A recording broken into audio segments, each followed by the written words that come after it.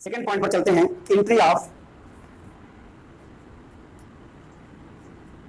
Entry of pollen grain या pollen tube. Entry of pollen tube जैसे ही germinate कर जाता है पोलन ग्रेन स्टिग्मा पर जर्मिनेट कर जाता है, तो जर्मिनेशन के में होता क्या है ये प्रोसेस आपको बता दें।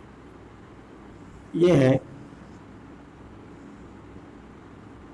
पोलन ग्रेन का स्ट्रक्चर। ये सबसे बाहर है एक्साइन, यहाँ पर जर्म एक पोर होता है। ये है वेजिटेटिव सेल, ये है जर्मिनेटिव या जनरेटिव न्यूक्लियस या सेल। ये जनरेटिव न्यूक्लियस जो पोलन ग्रेन का है ये डिवाइड करके दो पार्ट बनाता है और दो गैमेट में बदल जाते हैं और ये बनता है ट्यूब न्यूक्लियस। तो जर्मिनेशन में क्या होता है,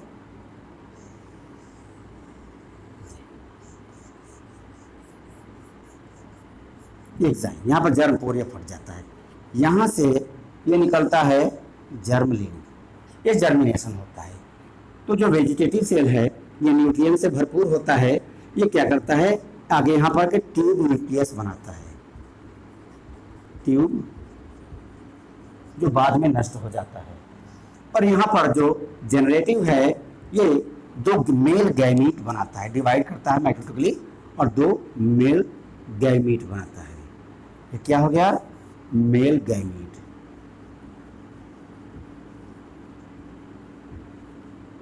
ये मेल गैमीट बनाया और ये बनाया ट्यूब न्यूक्लियस।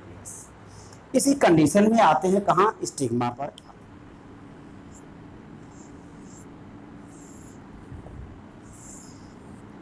ये ओवरी है, ये इसका थैलमस है, ठीक।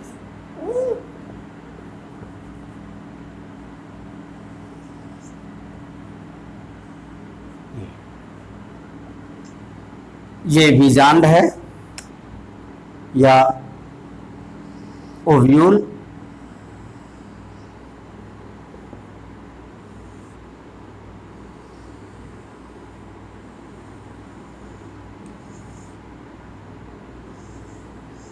ये न्यूसेलस है,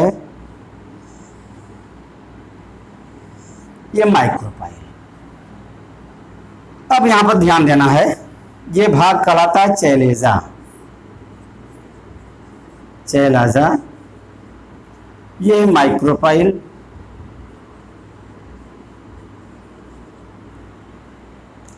यहां पर दो पोलर न्यूक्लियस ये पढ़ चुके हैं गैमेटोजेनेसिस में, ये सिनर्जी और ये है एग सेल।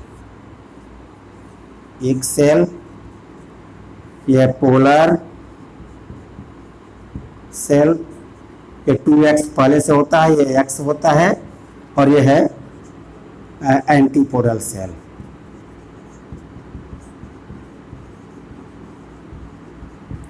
यहां पर पोलन ग्रेन जर्मिनेट करता है और जर्मिनेट करके इससे एक जर्म ट्यूब निकलता है।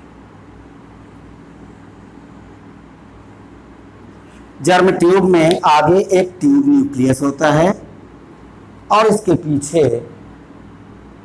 दो मेल गैमीट होते हैं।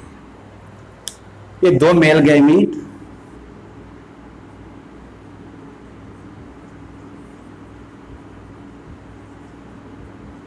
और यह ट्यूब न्यूक्लियस, आप समझते हैं। अब यहां पर कंडीशन 3 हो सकती है। ये जो पोलन ट्यूब है इनका एंट्रेंस कैसे होगा, एंट्री कैसे होगा। नंबर 1, यदि चैलेजा से होकर के सीधे अंदर आते हैं और यहाँ पर फर्टिलाइजेशन करते हैं, सिंगैमी और डबल फर्टिलाइजेशन करते हैं, तो इसको कहेंगे हम चैलेजोगैमी।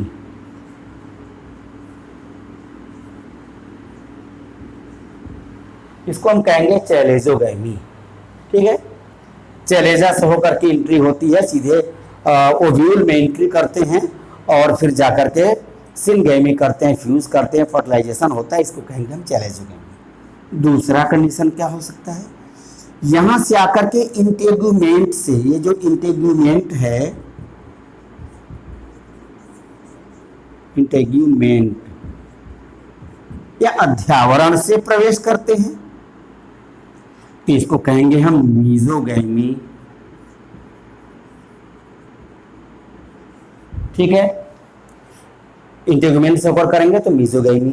और यदि यहां से चलते हैं, मैक्सिमम इसी कंडीशन में होता है, और ये जो पॉलन ट्यूब है घूमते हुए आता है और ये ओव्यूल के बाहर जाता है और माइक्रोपाइल से होकर के अंदर प्रवेश करता है तो इसको कहेंगे हम पोरोगैमी।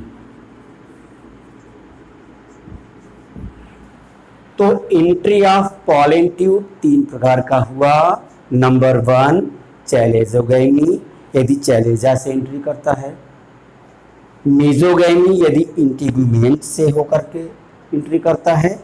यदि माइक्रोपाइल से होकर जाता है ओव्यूल के अंदर, न्यूसेरस के अंदर, तो इसको कहते हैं हम पोरोगैमी। क्लियर?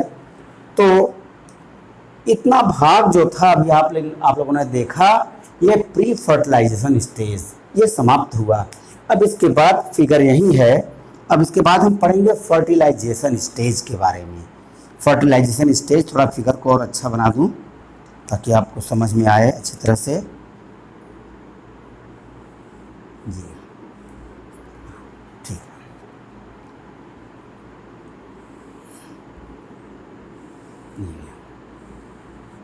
ये ओव्यूल मेन हमारा था उद्देश्य, आपको ओव्यूल के बारे में बताना। अब यहाँ पर क्या होता है, ट्यूब न्यूक्लियस जैसे फर्टिलाइजेशन पर हम आ गए। अब नेक्स्ट पॉइंट आपका है फर्टिलाइजेशन, ये हेडिंग रहेगा फर्टिलाइजेशन। फर्टिलाइजेशन में होता क्या है ध्यान दीजिए। जर्मिनेशन के बाद जर्म ट्यूब चैलेजोगैमी, मेसोगैमी या पोरोगैमी द्वारा न्यूसेलस में, ओव्यूल में एंट्री करता है। यहाँ पर जैसे एंट्री करेगा होता क्या है, 2 घटनाएं होती हैं। ये जो ट्यूब न्यूक्लियस है यहाँ पर डिजनरेट हो जाता, माने समाप्त हो जाता। डिजनरेट होना माने समाप्त हो जाना। ये न्यूट्रिएंट्स, इसके अंदर जो पोषक पदार्थ हैं वो दोनों गैमीट को प्राप्त हो जाते हैं, वो प्रोवाइड करता है न्यूट्रिएंट्स। अब 2 मेल गैमीट केवल बचे हैं, देखिए ये है, ये अब 2 मेल गैमीट बचे, एक आगे है एक पीछे है।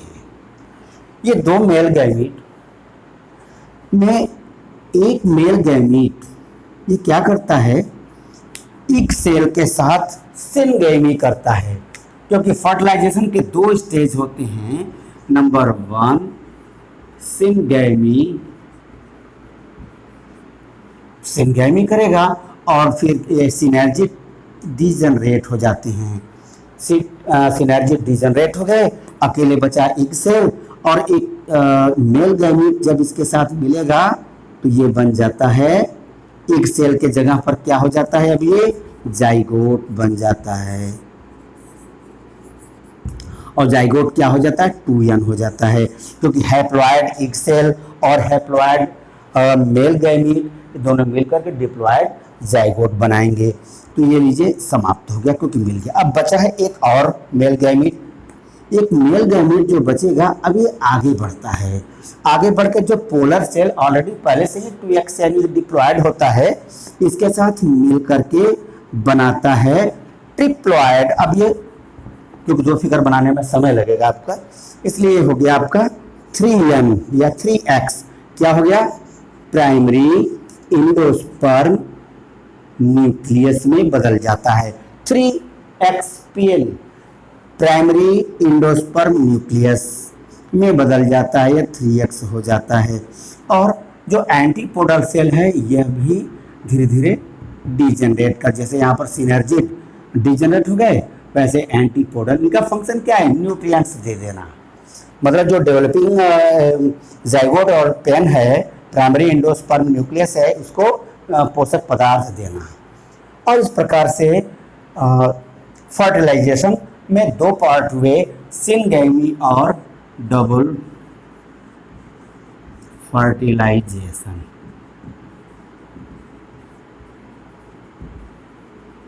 हाँ, एक बार बता दें, सिनगैमी को डिस्कवर स्ट्रासबर्गर ने किया था और डबल फर्टिलाइजेशन 1898 में नवास्चिन ने किया था। इसकी डिस्कवरी नवास्चिन ने किया था, NAWSCHIN, नवास्चिन ने 1898 में किया था। और इसका किया था स्ट्रासबर्गर ने सिनगैमी की डिस्कवरी की थी।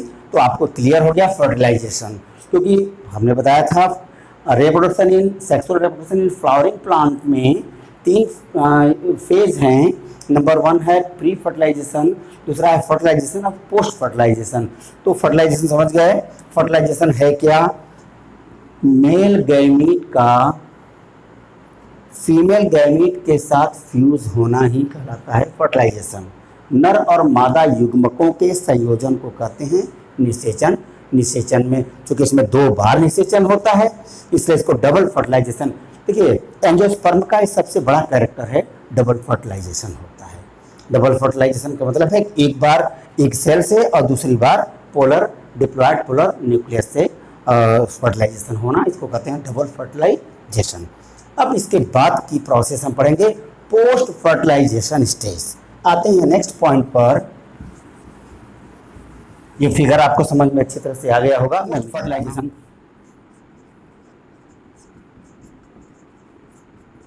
Post fertilisation. अब पोस्ट फर्टिलाइजेशन में जब फर्टिलाइजेशन हो गया तो नंबर फॉर्मेशन ऑफ एंडोस्पर्म, भ्रूणपोष एक ऐसी संरचना है जो 3x होती है, क्योंकि ट्रिपल फ्यूजन से बनता है। जो प्राइमरी एंडोस्पर्म सेल है वो बनाते हैं एंडोस्पर्म। तो अब पढ़ेंगे हम एंडोस्पर्म। ये अलग से क्वेश्चन भी आता है। एंडोस्पर्म में क्या होता है?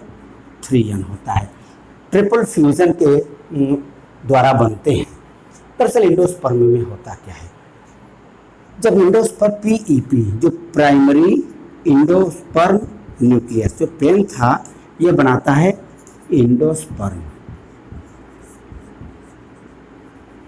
ये एंडोस्पर्म 3 प्रकार के होते हैं। भ्रूणपोष नंबर 1, न्यूक्लियर एंडोस्पर्म। विलारसिया एक प्लांट होता है, उसमें पाया जाता है न्यूक्लियर। इसमें होता क्या है कि एंडोस्पर्म में सबसे पहले ये इलार्ज करता है और न्यूक्लियस बहुत तेजी से डिवाइड करता है। डिवाइड करने के बाद ये पूरे पार्ट में फैल जाता है और इसमें फूड मटेरियल स्टोर करता है। ये विलारसिया पाया जाता है और इसके चारों ओर सेल नहीं बनते हैं, फ्री होता है। एक प्रकार से हम सिनोसिटिक कंडीशन भी कहते हैं जब मल्टी न्यूक्लिएटेड होता है कोई। तो ये हो गया न्यूक्लियर एंडोस्पर्म।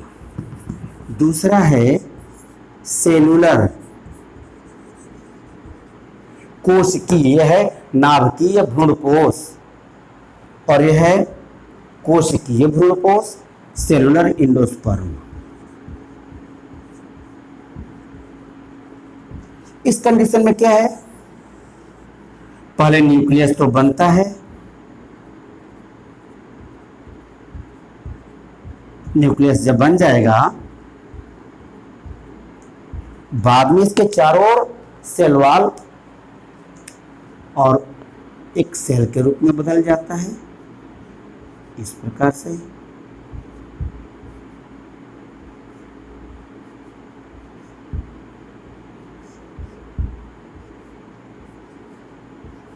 ये पूरे को कवर कर लेता है।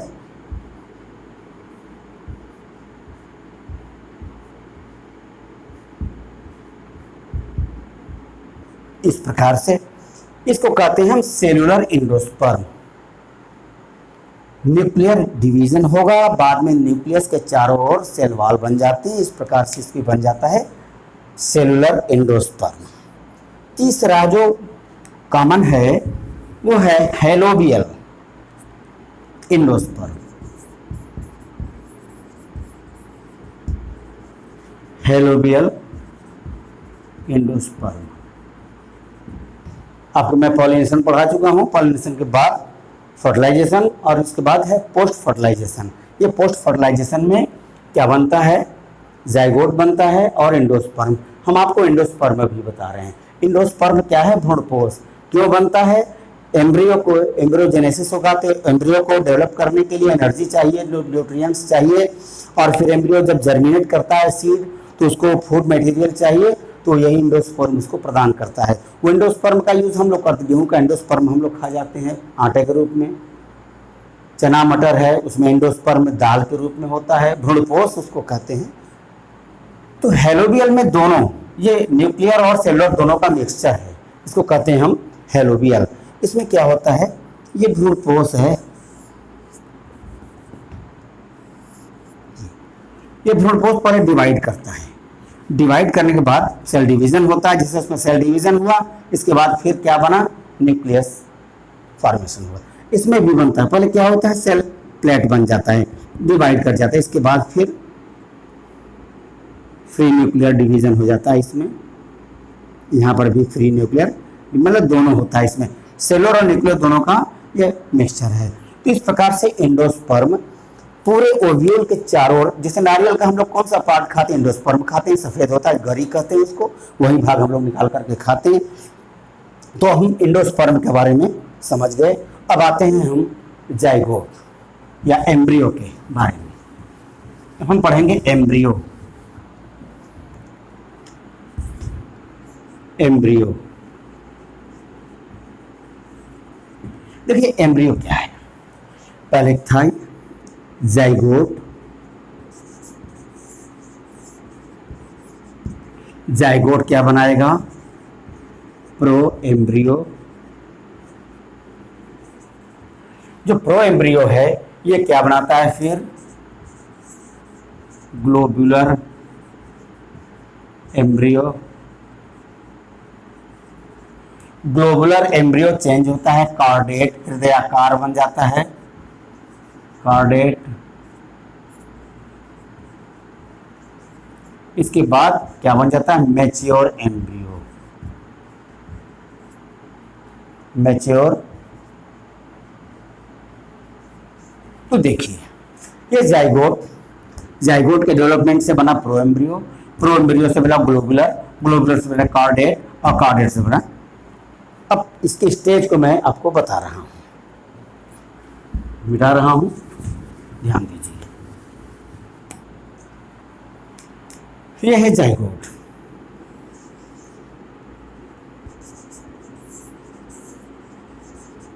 जाइगोट है, जाइगोट में अनुप्रस्थ ट्रांसवर्स डिवीजन होगा, तो यहाँ से दो पार्ट बन जाए, एक पार्ट ये, एक पार्ट ये, ठीक है, दो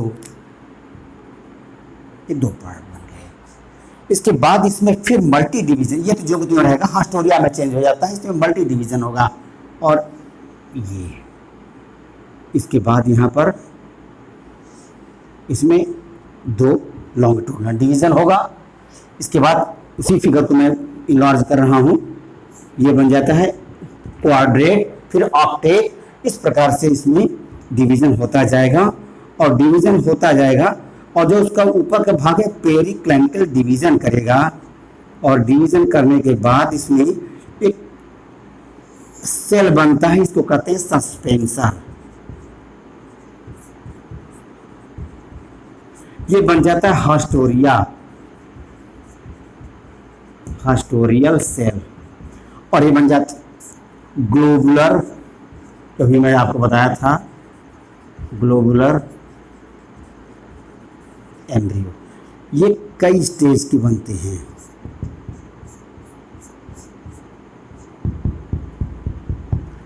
फिर क्या होता है कि ये चेंज हो जाता है हृदयाकार। हाँ एक बार बता दें, ये जो एम्ब्रियो होता है ये एक प्रकार का पैरासाइट है, क्योंकि अपने पर डिपेंड नहीं होता है, ये एंडोस्पर्म से ये जो हास्टोरिया है एंडोस्पर्म में धंसा होता है और उसी से सक करता रहता है। क्या करता है? Food material. और ये लंबा सस्पेंसर बनता है।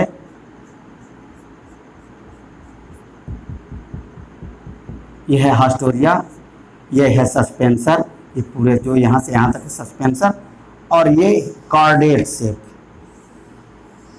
जी इस शेप में बन जाता है। अब पूरा सेल मैं बनाऊंगा तो समय लगता जाएगा।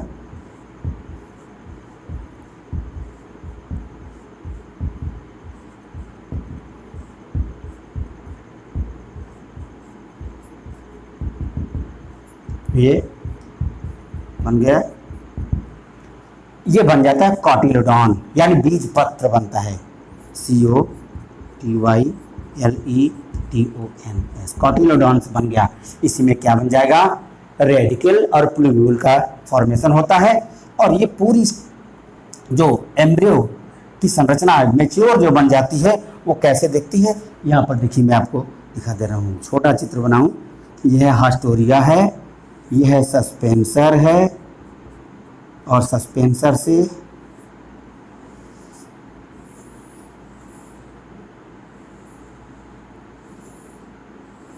ये इस स्टेज में आ जाता है। और ये कहाँ पड़ा रहता है? जो ओव्यूल, जो संरचना मैं कई बार आपको बनाकर समझा चुका हूँ, ये देखिए,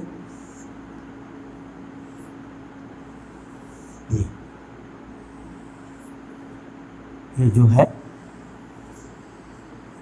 ये चारों तरफ क्या है? ये एंडोस्पर्म है। यही एंडोस्पर्म में ये